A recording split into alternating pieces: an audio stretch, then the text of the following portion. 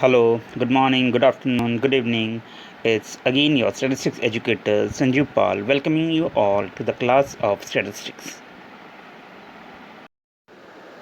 Okay, children. Last time we had seen the methods of collecting primary data. In methods of collecting primary data, last time we had discussed direct inquiry and indirect inquiry. Actually, there were three methods what we had discussed last time. That is direct inquiry, indirect inquiry, and the methods of questionnaire. Right. So we had already discussed the direct inquiry and indirect inquiry. Today we are going to talk about same method of questionnaire. This is one of the important questions of your this chapter, right?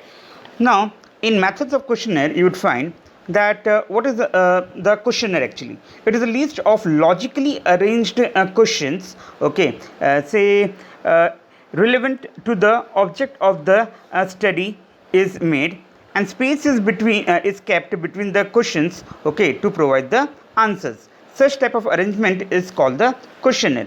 That is, you would find whatever the inquiry you are doing, okay, you are going to ask the logical questions. How the question should be? The question should be as per the objectives set, right?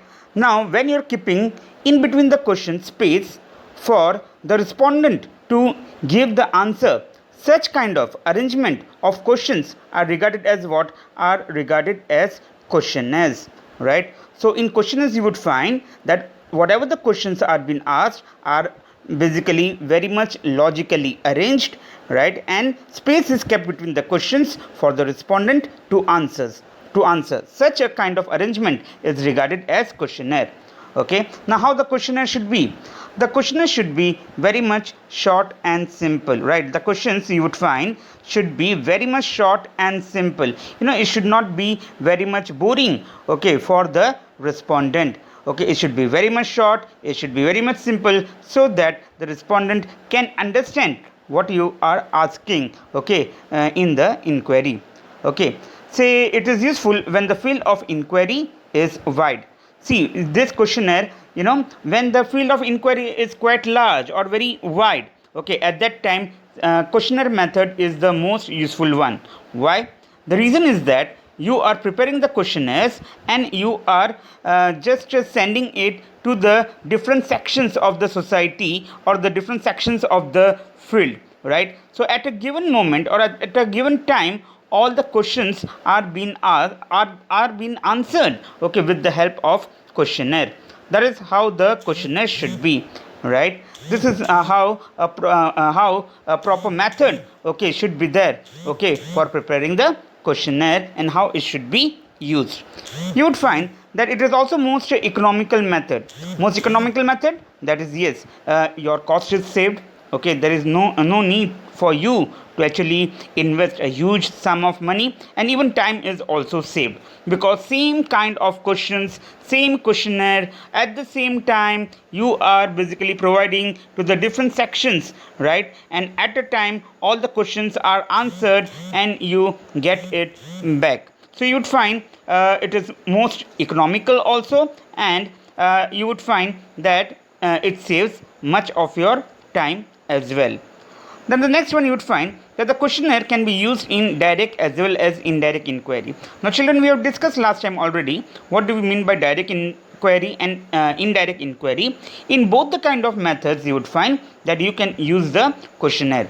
That is, when you are directly going to the respondent yourself, okay, you can use the questionnaire and get the answers from the respondent. Or you can say, if it is an indirect inquiry, at that time also such questionnaires could be used, right?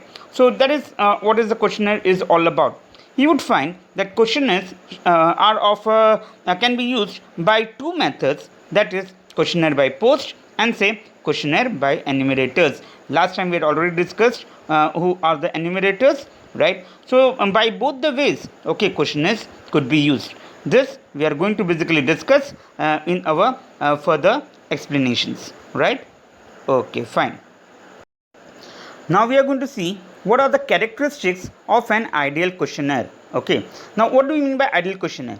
You would find a well designed questionnaire, okay, is known as an ideal questionnaire. Now what do we mean by well designed questionnaire? That is, you are properly logically, okay, writing the questions. The questions are not more, right? It's very much simple and easy to understand, very nicely arranged, very nicely framed. It is easily understood by the respondent. Okay, such kind of questionnaires can be regarded as an ideal questionnaire.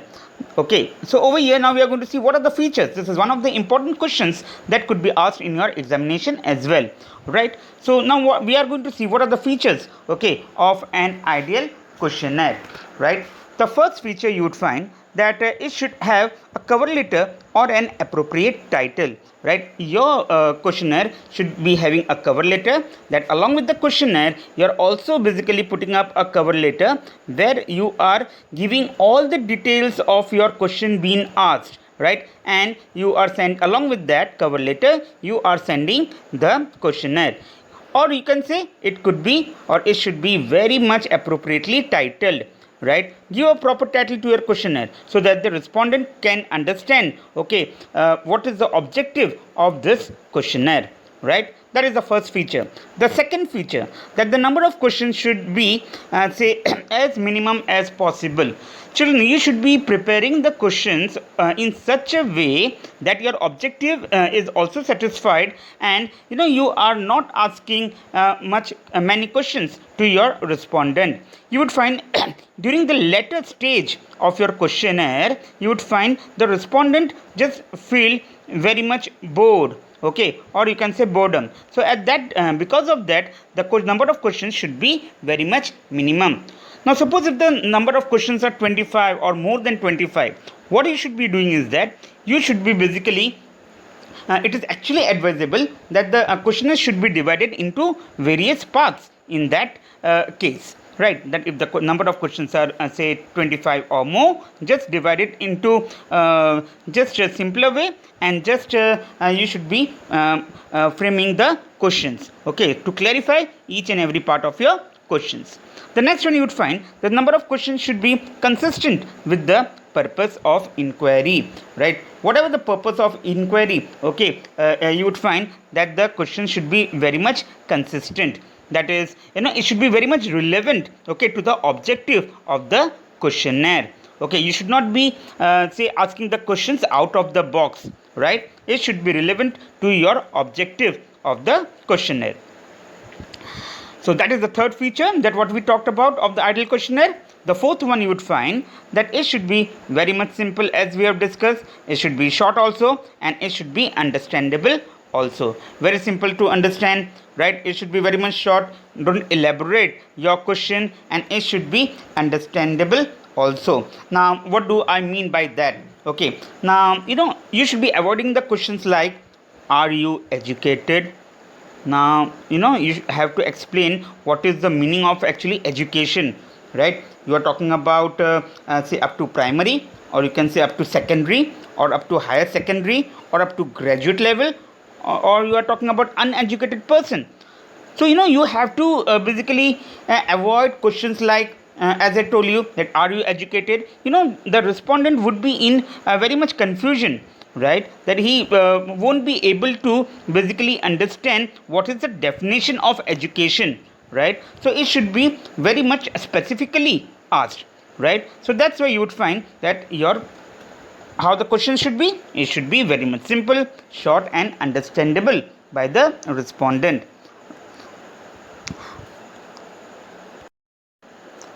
Also, the fifth one, you would find that the arrangement of the questions should be very much logical.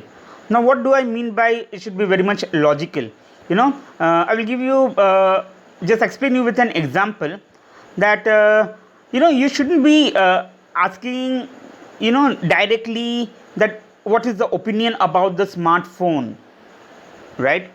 You have to basically frame the question properly, right? First of all, you need to ask whether the person is having smartphone or not, right? Then ask what is his or her opinion about the smartphone. You are not knowing whether the person is having smartphone or not, and directly asking his or her opinion, okay, is not a good idea. Okay, it's not a good idea. So you should be first of all asking that whether the person is having smartphone or not, and then you should be framing your question, what is his thoughts, okay, or opinion on the smartphone. That is how the questions, okay, should be properly and logically arranged, right? Similarly, you should be also avoiding, okay, questions of sensitive nature, or you can say of personal life. Now what do we mean by questions of sensitive nature, okay, and personal life, right? Sensitive nature मतलब हुआ आप किसी को उनका income के बारे में आप नहीं पूछ सकते, right? It is of very much sensitive nature. Okay, you even shouldn't be asking about the personal life. What do I mean by personal life? Whether the a person is having children or not, okay, or what is the marital status, okay, of the person, right? You should not be asking directly such questions. So questions of a sensitive nature or personal life should be avoided.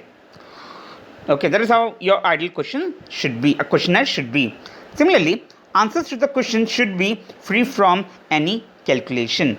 Okay, you don't give any kind of question, okay, where the respondent, okay, is respondent needs to calculate. Okay, avoid such kind of questions. Now if I give an example over here, don't ask your respondent, okay, that what is the total income, okay, of your family. Okay, he needs to actually then take the calculator and actually needs to actually calculate and add what is his income, what is the income of his say wife, what is the income of the children. Okay, so avoid such questions where he needs to do any kind of calculation. That is how the ideal questionnaire should be, right? Similarly, you would find, and the last one in ideal questionnaire, that is questions you should be asking the questions where you can get the answers in yes or no, right?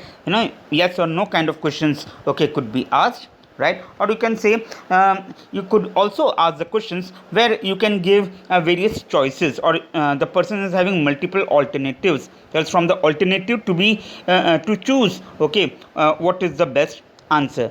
Such questions, okay, you can actually ask your respondent. That is how your ideal questionnaire should be. This 8 points should be covered, okay, in actually the features of ideal questionnaire. So today, children, we are stopping over here. Today we saw the method of questionnaire. We also talked about how the ideal questionnaire should be, the features of the ideal questionnaire. In our next lecture, we are going to see questionnaire by post, right, and questionnaire by enumerator, and its advantages and disadvantages, right? So for time being, okay, take care of yourself and take care of your family. Thank you very much.